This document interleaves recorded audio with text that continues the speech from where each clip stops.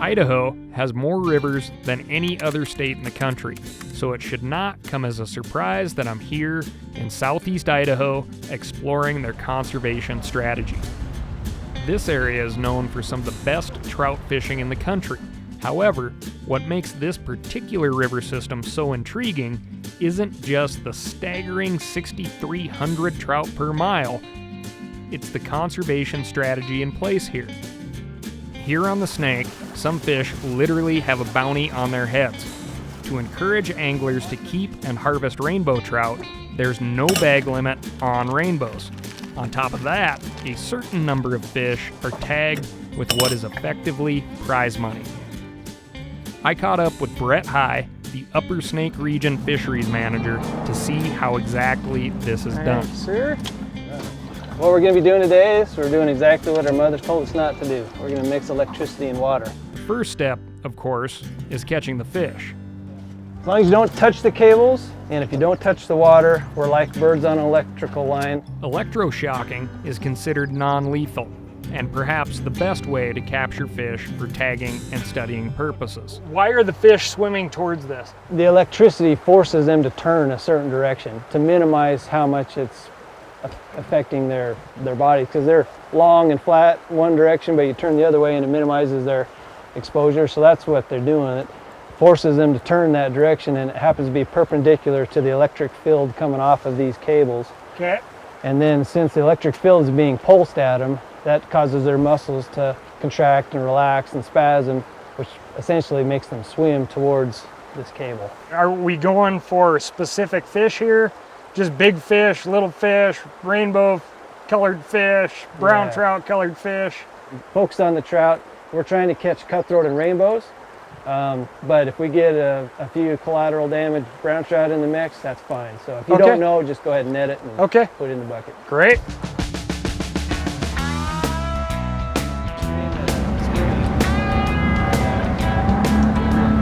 I fancy myself a decent angler, but standing next to Brett made it clear I need some work on my net game.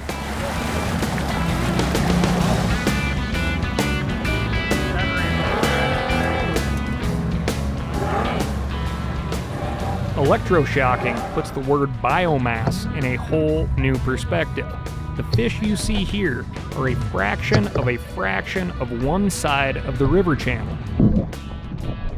Whether you fly fish or chuck bait, you think of fish in two ways, small and big. When you measure a river in terms of fish, you're measuring biomass. That means small fish and big fish combined into one number. In a food-rich system like the South Fork, if you remove a fish from the river, that fish's absence will allow the remaining fish to get bigger. Conversely, if you don't remove fish from the system, the population will increase and the average size of the fish will go down. In either case, that biomass number should stay the same. Here on the South Fork of the Snake, it's not just biomass that determines the fishery, it's also angler preference.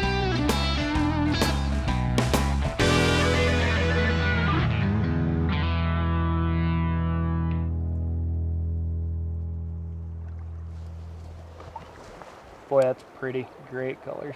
Mm-hmm. If you could take us through like the defining characteristics of the cutthroat, that would be awesome. All right, well, the first major defining characteristic of cutthroat is that bright slash under the jaw. That's where they get their name, is that coloration right underneath the lower jaw. Another defining characteristic of cutthroat is their spotting pattern, where most of the spots are towards the tail and towards the upper part of the fish. So there's a few spots below the lateral line, but a lot of them are above. So this is Yellowstone Cutthroat trout, the large spot morphotype. If you look at the top of the head, you'll notice that, let me give her a breast, she's getting a little feisty.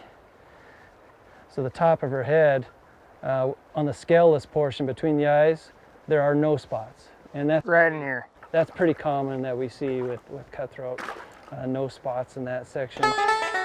Similar to collaring bears, tagging fish allows biologists a whole new realm of data. Here, The cutthroats are tagged with passive integrated transponders, or PIT tags, a non-lethal device that allows for the tracking of a fish over the course of its entire lifespan. That's the tag. You can see it. Meanwhile, the rainbows get that tiny coated wire money tag with rewards ranging from $50 to $1,000. Why aren't these things visible?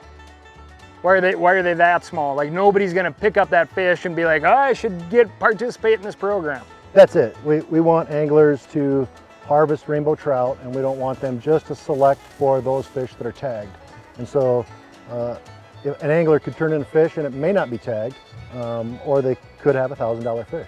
Right, but if they don't turn in a fish, they don't have a chance at the cash money. That's right. Got it. Well, yeah, just take me through the process and let me know how I can help. Okay, all you got to do is write down the length. So Okay. we're up here, we're going to tag 2 fish worth $1,000. Maybe Brett will measure them. You could write down the measurement that he gives you, and then I will tag that fish. So this will tell us if the fish is already tagged. We'll scan it to begin with. That looks like That's a $1,000 fish, if I yeah. ever saw one. So there's No tag in that fish. Its length is 364. So what's the shot placement, so to speak? We put it in the snout so that you can turn in the head, and it's fairly easy to recover there. Plus, there's not a lot of wear to that surface or that area throughout the life history of the fish. If we were to put it in some other areas, it might get lost or preyed upon. The heads typically remain intact. And that's easy for the angler. They can take the fillet and cut off the head and turn the heads into us. Got it.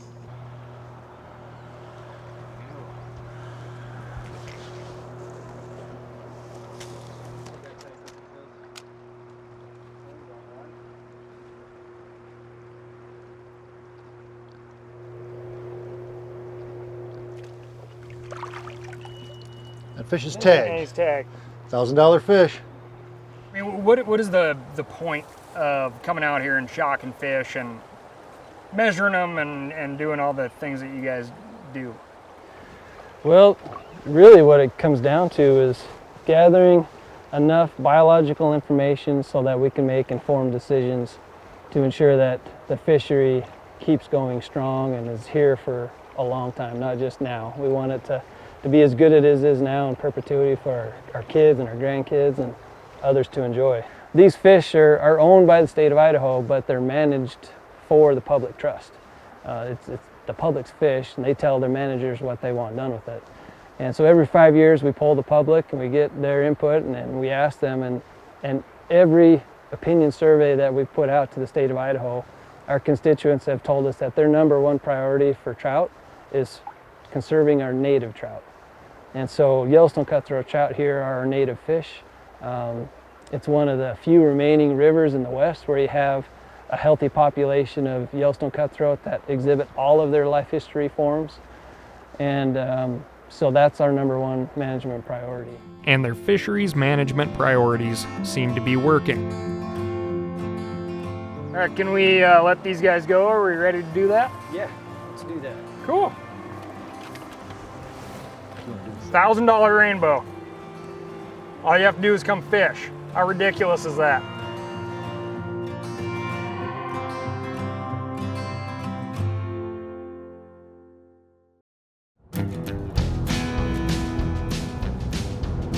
Conservation data is all well and good. It can show us a lot. But what I really want to know is what my friend George, a working fishing guide, thinks about this tactic of reducing the rainbow population. After all, his livelihood literally depends upon getting fish into the boat.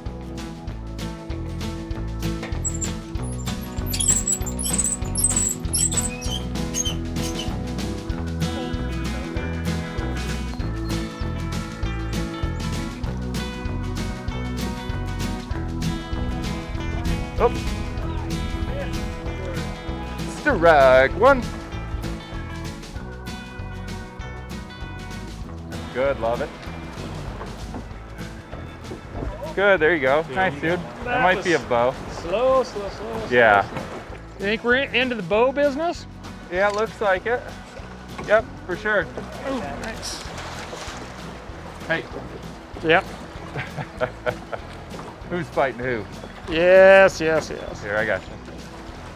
Nice, man. I'll hand them to you. Ooh, beauty. Thank you, sir. You don't mind bonking a rainbow, do you? Looks like you just did. Yeah, we're gonna bonk him. There. That's not coming out now. That's a tasty looking fish. Is this like a standard? Yeah, average fish. You know, it's something like 12 to 15 inches and, you know, nice build. Fat, yeah, I mean stocky fish, right? Totally. Yeah. Yeah. Good participant. You don't mind the bonking of the rainbow. No, you know, to be honest, it's not a regular part of my program, but I certainly don't mind it at all. Yeah. You know? Kind of a personal preference thing, and that I don't really fish with many folks that, you know, care to keep fish, and Yeah. but doesn't bug me one bit. In regards to helping the native fish as much as possible, I agree with, you know, the idea of kind of managing the rainbow populations and trying to keep them down. I think it's important. And you know, we've got fly fishermen in general aren't accustomed to keeping fish, but this river's cool because like these guys are spin fishing and you come out here and bait fish, and you know, I think plenty of rainbows do get kept. And there's a lot of fish in this river. Yeah, we've got a lot of fish since there's been no limit on rainbow trout. Our overall trout populations have not really gone down. We have more cutthroat, more brown trout, and so that, I mean, I think it's, you know, working. Rainbow were introduced here in the 50s, partly out of demand and partly out of availability. Though as fisheries biologists have discovered, this has been to the detriment of native species like the cutthroat. Good. Just kind of steer it. Oh yeah, oh! We didn't want him. How pretty was that? Yeah. You know what, you didn't get him, but I'm still proud of you. Thanks, Dad. Okay, slide it out a little bit. Oh, do you see that guy? Oh, no way, cool. And so what I did there was I just let him eat it. Yeah. Yeah. That's your consolation fish. You know, nice color scheme going. And these black spots down by the tail, and then the cutthroat name comes from that big orange coloration under the jaw there. And yeah, pretty pronounced on this one, and yeah, real pretty fish. The orange fins are pretty cool. Sweet. One of the most intriguing elements to Idaho's efforts is how much they've engaged fishermen. You're 11 years on the South Fork of the Snake. What would you say like angler preference is? Is it just for fish, or do they want to catch a rainbow or a brown trout or a cutthroat? Well, I'd say the biggest preference is always dry fly fishing. Oh, really? Yeah. Yep. And that's, you know, you're not going to get a first time angler that says, I'm here to fish dries. But, you know, serious fishermen come from all over the place. A lot of them buy a house here because of dry fly fishing in the summertime. And the cutthroat play more of a role in that than the other species of fish. Really? Yeah. Got it. Just they're more apt to eat on top than the rainbows and the browns? They are. They're more surface oriented. You know, the fact that cutthroat like to eat big goofy flies in the summertime when the weather's good, pretty attractive. And not everybody wants to go nymph for a bunch of rainbows in the rain in, you know, April. Yeah.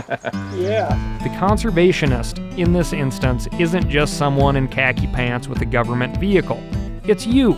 Were you taken back a little bit when Idaho Fish and Game kind of announced the plan to start reducing rainbow numbers in favor of the cutthroat trout? Well, sure. You know, initially, you kind of worry that, I don't know exactly what percentage of the trout in here are rainbows, but well, 30%, you know, you kind of worry that you're going to lose 30% of your trout. And Yeah, it was definitely a little bit of a question mark. I wasn't sure if we'd see more bait fishermen and spin fishermen just out for meat, you know. Right, because it's unlimited rainbows. Yeah. Right now you can take unlimited rainbows and cutthroat rainbow hybrid, the cut bow, right? Yeah. So, yeah, you'd think like, are we just gonna get overrun by meat fishermen? Yeah. Yeah, and that hasn't been the case at all. The majority of folks out here are fly fishing, and from what I understand, you know, our cutthroat population has rebounded, and I think that's, you know, due to a variety of tactics. Certainly the incentive to keep every rainbow you catch, but also, you know, managing the flow of the river a little bit differently, restoring spawning tributaries. But, you know, as of now, I think that the cutthroat seem to be doing quite well. The angler opportunity, from what you've seen, isn't going down. No, you know, every year's a little bit different, but not much has changed since I started here. You know, the fishery seems pretty similar. The incentivized catch and keep program will not eliminate rainbows from the South Fork ever. It will ideally allow the native cutthroat to occupy some of that freshly vacated biomass space. At the end of the day, an angler can travel the world catching rainbows, but they will still have to travel to this area, perhaps the South Fork, to catch a Yellowstone cutthroat.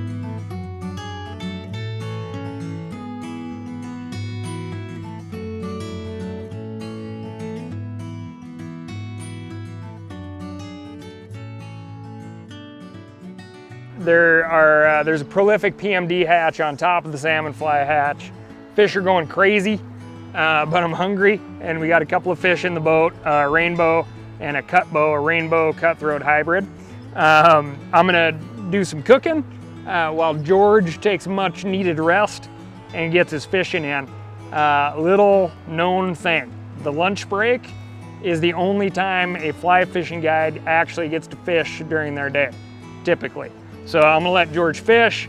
I'm gonna do some quick streamside lunch here, and then we're gonna get back to some more fishing. Yeah. So this is your rainbow. It's a little bit discolored from the cooler. This is the first fish of the day, very first fish of the day. You can tell it's kind of silvery. It's got that characteristic red stripe, and then there's white back here on the fins. Not on the front so much, but right here. Here is the last edible fish of the day here, or takeable fish of the day, which is a rainbow cutthroat hybrid, or the cut bow. You can see it still has this distinct red band. It's silvery. It's a little bit less green. This side really shows it off nice. But then there's like these weird orange spots here. And you can see these faint orange cuts, which would be the main characteristic of the cutthroat trout that everybody talks about. It's a little bit different out here because we're gonna save these fish heads, so I'm not gonna cook them. So I'm just gonna show you that real quick. I'm gonna start back here between the pectoral fins and run right down. Come in, run that knife away from me, cut that. I'm gonna come in here and grab and separate the head from the guts, and the guts are all gonna come out just like that. And you got a pretty nice clean fish cavity here. You always have some blood back against the backbone. I just give that a cut.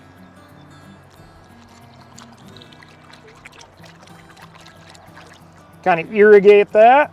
Okay, and this is gonna be our eater.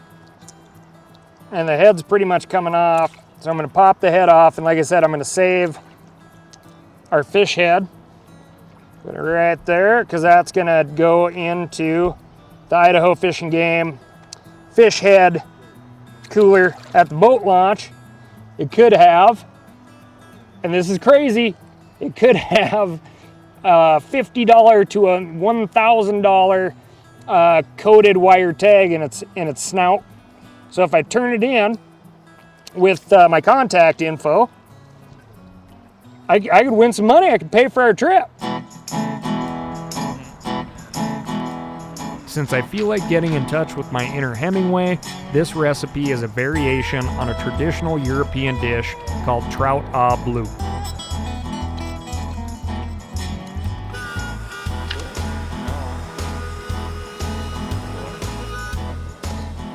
See how its skins turn a little bit blue?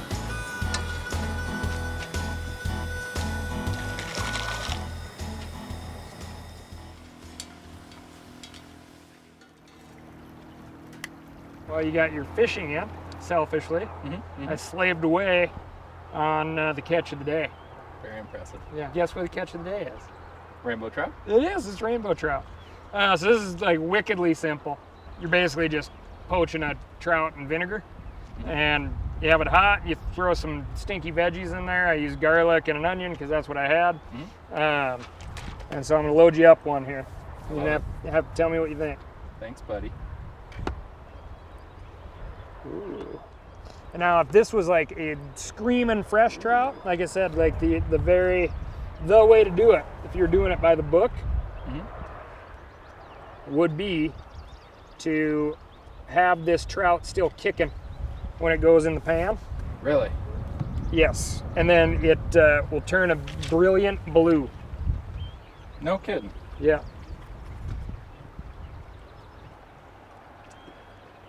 That's the program. Good to hang out with you. Yeah, man.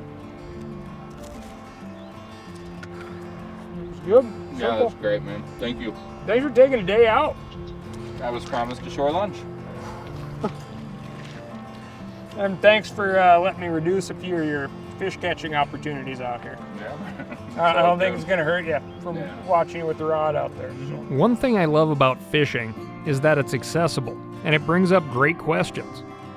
How can it be that you're helping a fishery by removing fish? How is it that a state will pay you to catch a rainbow trout? This is an entirely unique way to get folks outside, and it's conservation you can eat.